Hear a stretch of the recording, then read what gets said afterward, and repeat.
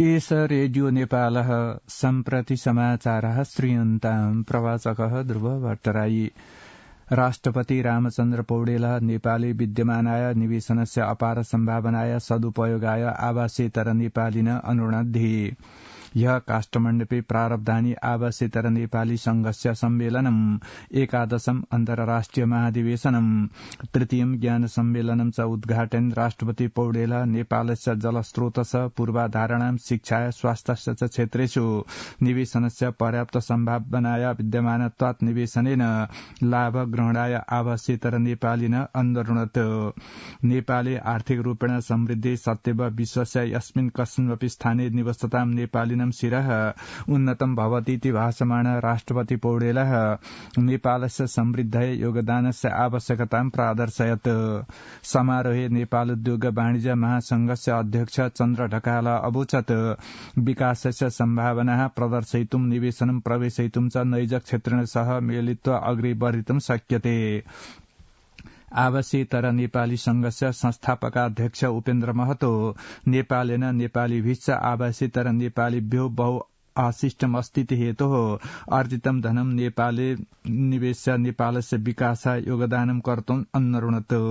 संघस्य अध्यक्ष कुल आचार्यः चिरकालिक प्रयासस्य पश्चात् आवासेतर नेपालीभिः नागरिकता प्राप्यमाण स्थिति ब्रुवन् आवासेतरा नेपालिन स्वजन्मभूमि मृत्तिकां विक्रिया वित्तं विदेशं न नेतुम् अनुरोधत्।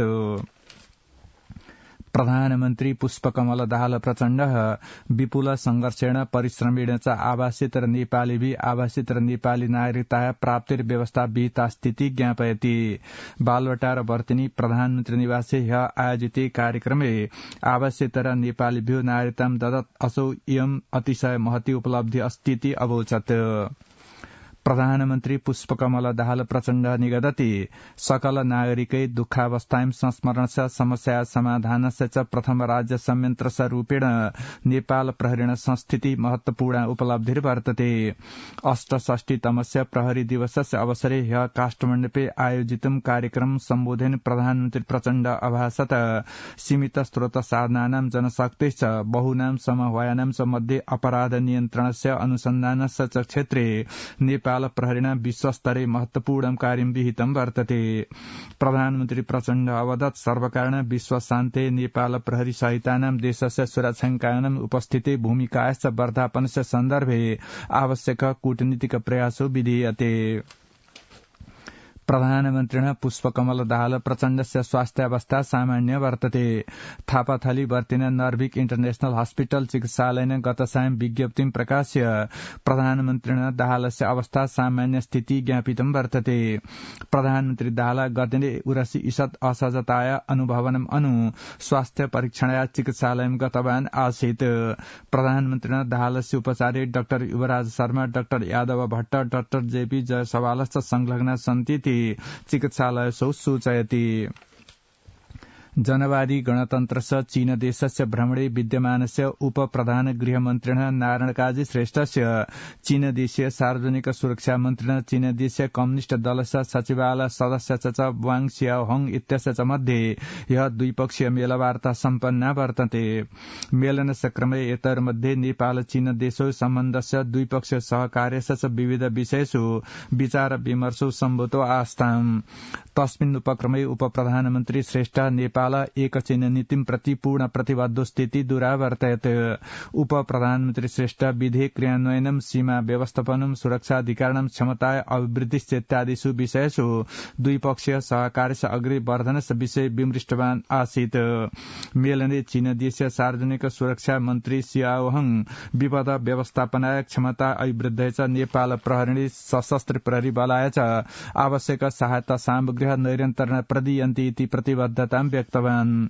य एव उप प्रधानमन्त्री श्रेष्ठ बेजिङ वर्तिन नेपाली दूतावासस्य अवलोकनस्य क्रमे राष्ट्रस्य समृद्धये आर्थिक कूटनीतिं प्रभावकारिणी विधातुं निरदिशत्। प्रतिनिधि सभाया शिक्षा स्वास्थ्य सूचना प्रविधि समित्या चिकित्सा शिक्षाया प्राविधिक शिक्षा व्यावसायिक प्रशिक्षण परिषद सम्बन्धनस्य विद्यार्थिनं प्रवेशनस्य गुणस्तरस्य च सम्बन्धे संघटिताय उपसमिति कार्यावधिं असैव कार्तिक मासस्य 20 दिवसं यावत् वर्धयितुं निर्णीतम् अस्ति। चिकित्सा शिक्षायोगस्य परिषदस्य विवादस्य समितौ प्राप्ते अनन्तरम् अतिरिक्ताध्ययनाय गत भाद्रस्य 25 दिवसे उपविष्टेन समिति उपवेशेन देवेन्द्र पौडेलस्य संयोजकत्वे उपसमिति संघटिता आसीत्। समिति उपवेशे सांसदा विद्यालय शिक्षा विधेयकादिषु समित्या प्रकरणगत विमर्शनाय कार्यतालिकां निर्मातुं परामृशन्।